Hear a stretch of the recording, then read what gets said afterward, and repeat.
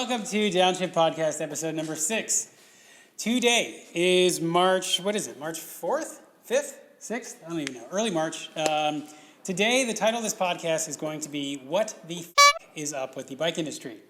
And today we have Josh, our general manager / operations manager / barista / intake supervisor, a man of do all and lots of different things. So really, though, in all seriousness, we do want to talk about some of the struggles that we have seen, other bike shops around the country have seen, and to kind of give our customers and the general public some information on what they expect that will happen when they go into their local bike shop and try and get either their bike repaired, try and buy a new bicycle, look online for parts. And so we're just going to kind of talk about the things that we've seen in our challenges, in some areas that we've, as a local shop, have improved upon, and also to kind of what we think about is going to happen for the future and how we're responding to the bicycle shortage, the bicycle boom, the COVID-related supply chain disruptions.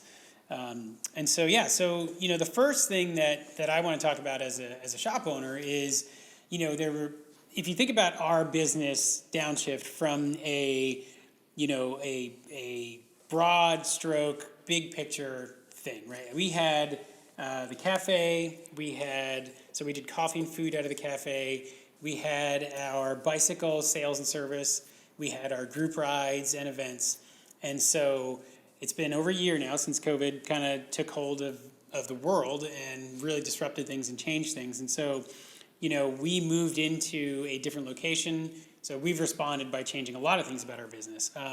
The number one thing that we've changed is our social atmosphere and our group dynamic of Downshift has totally changed. And you can talk a little bit about that. I mean, when you worked primarily in the cafe, you had people coming in for coffee and food.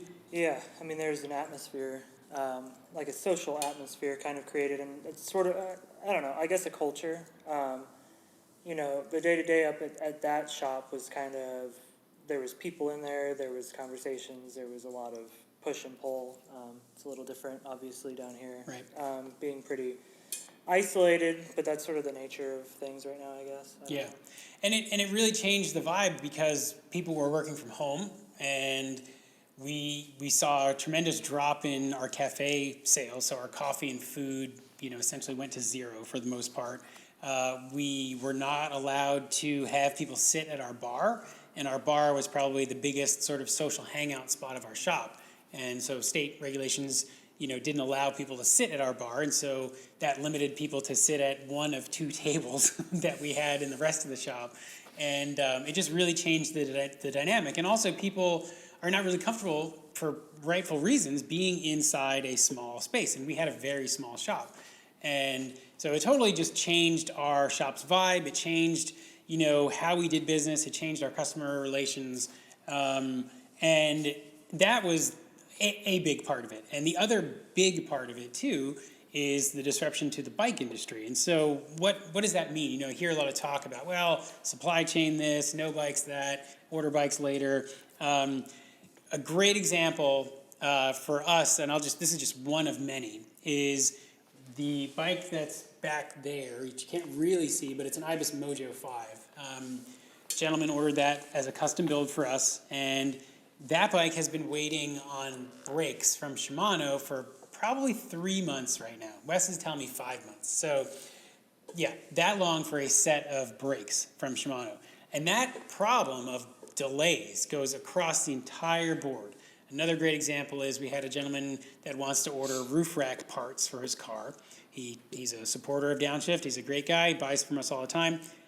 And we had to tell him, I'm sorry, those parts are out of stock. They're not going to be available until April, right? And so he wants to use his bike on his roof now, or wants to use his canoe on his roof now. We can't get him the parts until April. So he's either going to have to wait if he wants to buy from us, or buy them online, and support some other company. And so as a small shop, that's what we're faced with. We're faced with trying to meet our customers' needs and to try and be a good steward of our community by, selling stuff to people we appreciate, but we can't do it because we physically can't get the parts. And that also goes with bikes. And I think you had a story that you wanted to tell about bike delays. Yeah. We have a customer / team member Yeah, he's a friend of the shop. Yeah, who bought or ordered a bike in June of 2020. I think so. Was it June 2020? Which, and also said was in stock and was going to be delivered. Right, and then it got pushed back until Halloween, and he was kind of bummed, but whatever, because they wanted it for that we were doing a Halloween special ride. ride. And then that time kind of came and passed, and then they delayed it to a different day. I don't even remember when. It was like, was it April? Yeah. And then they've given us another one until August, so it's just like we keep kind of pushing it back and back. I think at this point he's just like, whatever, whenever it comes, I guess. Yeah. But they're pretty excited about it. Yeah, I mean, everybody wants to get out on these new bikes, and then all of a sudden they can't. And so, and the really frustrating part too is, all of these people that are excited about their bikes, like that Ibis back there, we have 2 other Ibises on order. People have given us deposits on these bikes with the expectation that they will be delivered within the time period that we've quoted them. And the unfortunate reality is we can only quote them what we are told by the companies. And so when the companies miss their deadlines, we are at a complete loss for anything to do. I mean, the only thing we can do is give you your money back, but we can't get you your bike faster. There's no, the delays are within the production, shipping, and delivery of all these bicycles. And so, it's completely out of the local shop's hands. They are trying their best to fulfill these orders and to support their customers, but their hands are tied because everything is so messed up on the supply side of stuff. And so a lot of people are saying, like, well, what does that mean? Like, what do you mean supply chain disruptions? A great example or a really good way to describe that is, we had this great big bike boom this summer when gym memberships were closed, right? People were like, hey, I want to get outside and ride my bike. It's awesome. We did record bike sales. Every shop probably did record bike sales. And so all that inventory was sold. And the factories that were making these bikes were shut down because of COVID for a period of time. And so you have that delay right there. But the bigger problem is that as these bikes continue to get made, all they're doing is they're filling in those gaps that were already there from the depleted inventory. There's actually no backstock available from the distributors to fulfill new orders.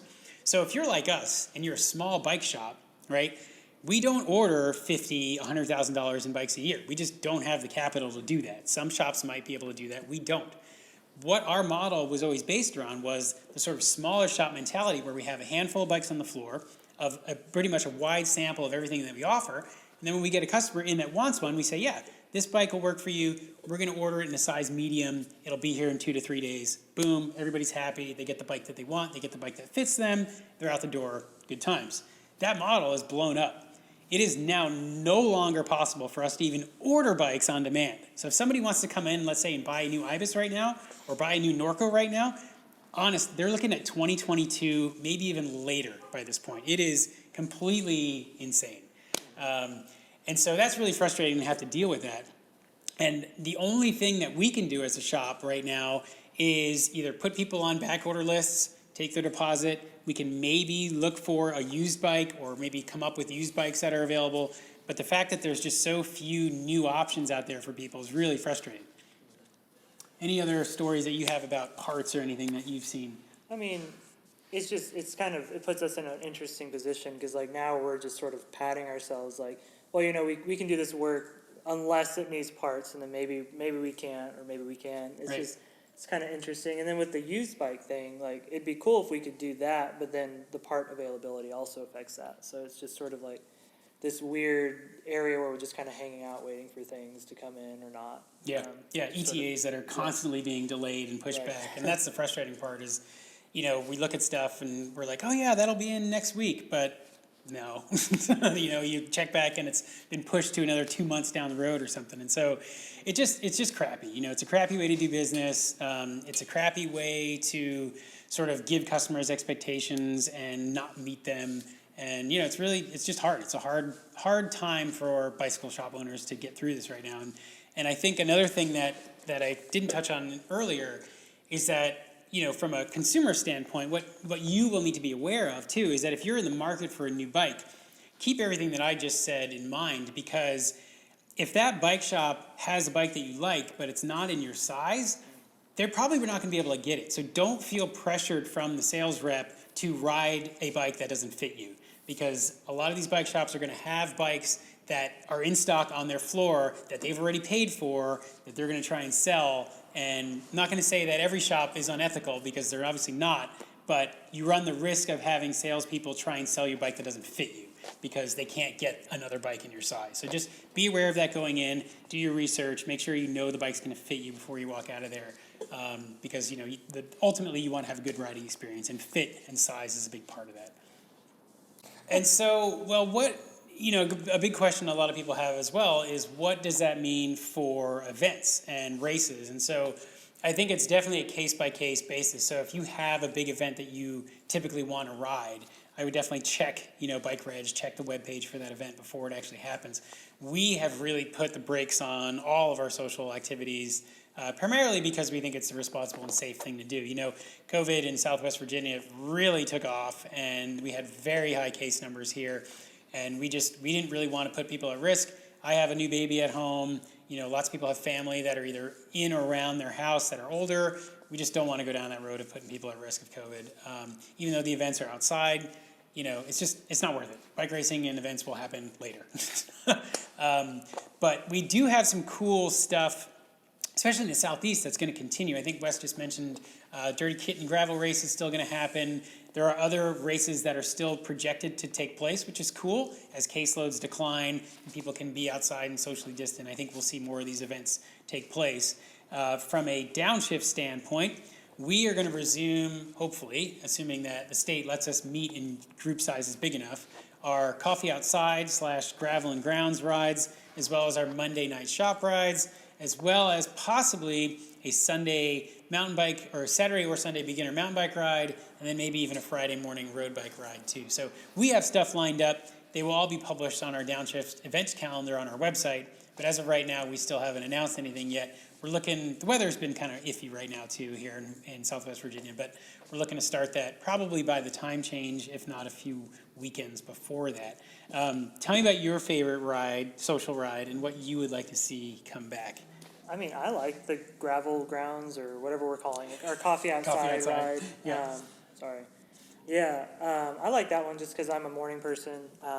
Usually we do like off-road-y sort of things, kind of more adventure-y rides, and then there's coffee. Yeah. And making stuff outside is always fun, especially since we've gotten, I don't know if you want to talk about all the stuff we've gotten. Well, we can push that till the next one. We'll do an official announcement. But what Josh was talking about, which is really cool, is we have some new and exciting coffee things that we'll talk about. But they will all be released on a coffee outside ride. So so if you want to come by and join us, that would be great. We're going to... we tend to keep them, 5 miles or less out and back kind of a thing. So 10 miles total, 12 miles total. Beginner intermediate is what we like to say. It's typically mornings, weekend mornings, right? What else do? We brew the coffee, which is what separates us from some of the other coffee rides that are out there right now. So we actually go to a place, whether it's a park or an overlook or a scenic view or something, and we actually make the coffee there outside. And so that's sort of the idea behind coffee outside. Gravel Grounds was just a cool name that we gave to it, which we still might use, but that's a long story. Hit a sore subject. But the great thing about it is it's 100% welcome for anybody to come out. Typically we have e-bikes that are rented during those events too. So if you're a novice rider, or if you might need a little help getting up a hill, you can rent one of our e-bikes. It's not a hardcore, kill yourself, burnout ride. It's meant to be easy, relaxing, enjoy the coffee, and then come back to the shop. So keep track of our events calendar. They're super fun. We've had really good turnout.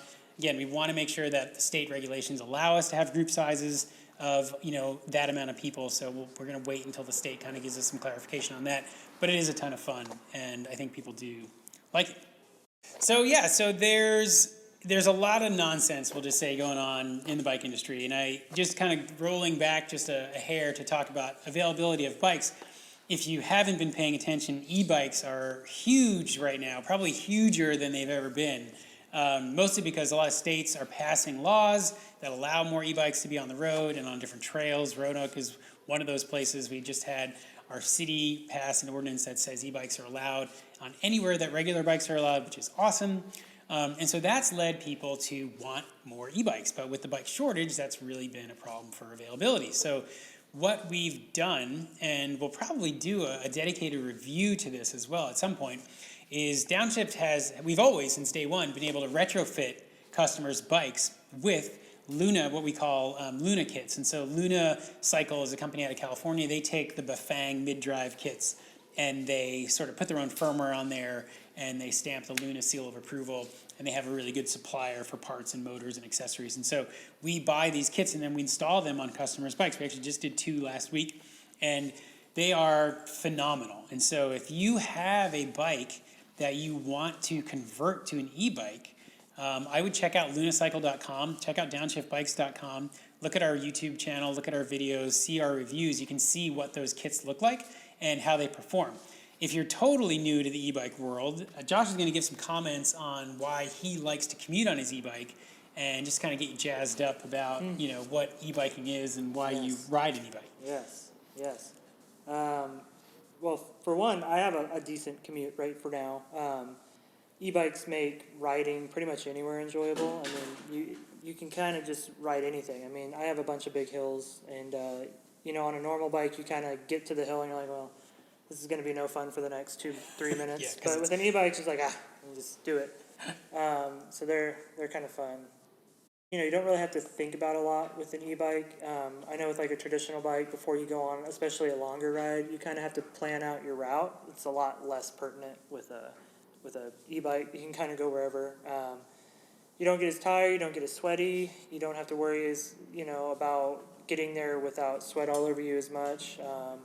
It just kind of, you can tailor your ride a lot better. I mean, if you want to work out, you just turn off the e-kit, and then you have a heavy bike that you can get strong with. I don't know. Right. It's just a fun, easy, I don't know, it just makes it more enjoyable. Fun and easy is what I'm hearing, and I agree. I think, and what you said earlier, too, about just kind of go anywhere. It's like when we were looking at those houses, right? We were just riding all over Southeast Roanoke, going up hills, doing whatever, because it was like, gradients. it was, and we were just like, we got an e-bike, so we don't need to look at the map and see what is the best bike route. We just bombed up these hills and stuff, and almost got hit by a train actually, which was interesting. That's a whole other story. Almost witnessed a truck get hit by a train. That was sketch, wasn't that? Freight sketch? Truck. Yeah. Anyway, so our kits that we install are $1,600, and what that gets you is the Bafang mid-drive motor with a standard 48 volt or 52 volts, 13 amp hour battery, and the labor to get that installed. And a lot of people say, well, how far can that go? Well, there's a lot of factors that go into that. We're not going to talk about that in this podcast, but you get about 30 miles of range. And if you're price shopping or looking at these kits, the mid-drive motor assembly is a lot better than the hub drive motors. They keep the center of gravity low. It's in the middle of the bike. It's not going to screw up your rear wheel or do anything funky. You've seen changing the hub drive motors on bikes that have flats is just a nightmare. You're going to get charged extra if you bring it to a shop, number one. And it's a way less enjoyable experience. So the mid-drive is definitely the way to go. If you look at all the major manufacturers, Trek, Specialized, Bosch, they're all using mid-drive systems. Any other thoughts about ways that people who may want a bike but they're out of stock, what their options are, things that you've seen or heard of? Just anything? Yeah, I mean, because we were looking for stuff on Facebook Marketplace. You know what I mean? Because we've been doing some bike shopping for used bikes. Right. I mean, looking for used bikes and then even bringing it to your bike shop and having them fix it. I mean, make it rideable. I mean, this is extreme, but I've heard people recently, for some reason, a lot pulling bikes out of dumpsters and stuff. I don't know if that's a thing right now, but like what you're saying, putting e-kits on bikes that you already have. I mean, there's a lot of ways to make things work. Right. It's just finding the body and then making that work. I don't know. Yeah. As long as you can find something, we can figure it out. Yeah, and we've been using Facebook Marketplace. We've been using Craigslist. We've been using, there's groups within Facebook. Roanoke has a used bike marketplace within Facebook. So check your local bicycle groups. Some of the ideas that we had as a shop and what we were thinking ahead is in my opinion, there's likely going to be almost a rebound of bicycle demand. And what I mean by that is everybody who wanted a bike last year because of the pandemic and the surge in wanting to be outside, things are getting back open slowly this year. So you've got gyms that are reopening, you have social gatherings that are happening again. And so I think that demand is going to be a little bit relaxed. And so there may actually be a great opportunity for used bikes this year, because you have people that bought bikes last year that look at it now and they're like, I'm never really going to use that anymore because now I can go to my gym or whatever. So I think it's a great time to be in the market for a used bike, probably to find one that's been ridden twice or not even at all. For a discount. Yeah, exactly. And so, keep tabs on these used bike marketplaces and on eBay and Facebook and stuff, because you can probably find something that's last year's model with very little use that can get you out the door and get riding. We've seen probably, it could be too that we moved, but I think we've seen not many people so far this year come in and say, hey, would you want to buy this bike? But it's also early in the season yeah, too. that's interesting. I hadn't really thought of that. Right. Normally we get calls all the time about like, do you want to buy this? Come on in. We had one guy today. But yeah, typically we see a lot of people that are like, hey, do you want to buy this? But the pandemic's still weird. Still causing a lot of problems. And I think that's pretty much it for this episode. Is there anything else that you wanted to touch on? No. All right. Well, with that, we'll wrap it up. Thank you guys for watching. Check out everything else we have on YouTube and also our website, downshiftbikes.com. Greetings from Roanoke, and we'll see you next time. Action. This is a Too Nice podcast by two nice guys. Except you can never, two nice people. Too nice. Two or two. See, you play on words there, too. Two or two? That's too many tis. Too nice or too nice?